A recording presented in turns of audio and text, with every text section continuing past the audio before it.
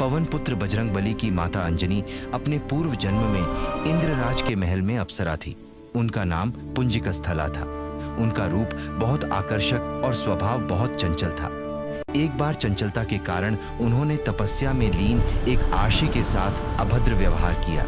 तब आर्षी ने क्रोध में पुंजिकास्थला को श्राप दिया कि वह मानवीय का रूप धारण कर लेगी। ऐसा शाप सुनकर पुंजिकास्थला को आत्मग्लानि हुई और उसमें आर्षी क्षमा मांगकर श्राप को वापस लेने के लिए विनती की। तब ऋषि ने दया भाव से कहा कि तुम्हारा वानर रूप भी परम तेजस्वी होगा और तुम एक बहुत ही कीर्तिवान और यशस्वी पुत्र को जन्म दोगी।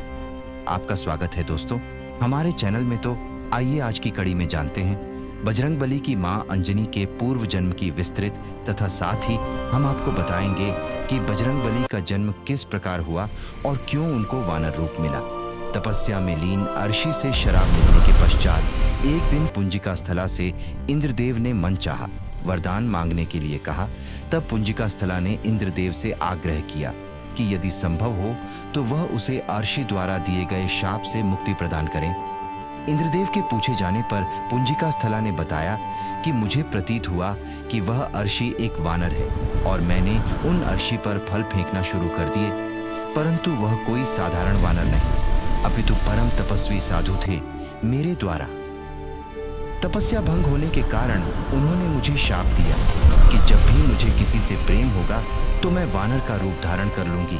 मेरा ऐसा रूप होने के बाद भी उस व्यक्ति का प्रेम मेरे प्रत्येक कम नहीं होगा।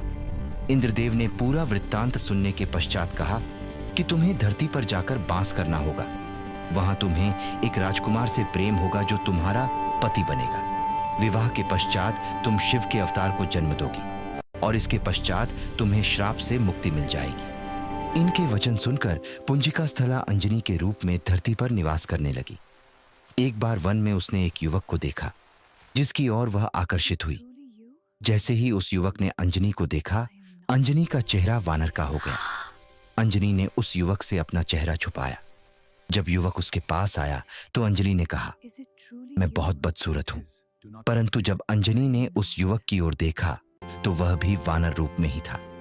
वह युवक ने बताया कि मैं वानर राज केसरी हूं और जब चाहूं तब मनुष्य रूप धारण कर सकता हूं। दोनों को एक दूसरे से प्रेम हुआ और विवाह के बंधन में बंध गए। कुछ समय पश्चात जब दोनों संतान सुख से वंचित रहे तब अंजनी मातंग आर्षि के पास पहुंची और अपनी पीड़ा बताई। तब मातंग राशि ने उन्हें नारायण यहाँ पर स्थित स्वामी तीर्थ जाकर 12 वर्ष तक उपवास करके तप करने के लिए कहा। इस प्रकार वायुदेव ने अंजनी की तपस्या से प्रसन्न होकर वरदान दिया कि तुम्हें अग्नि सूर्य स्वर्ण वेद वेदांगों का मर्मज्ञ और बलशाली पुत्र प्राप्त होगा। यह वरदान प्राप्त होने के पश्चात वह शिव जी की तपस्या करने लगे।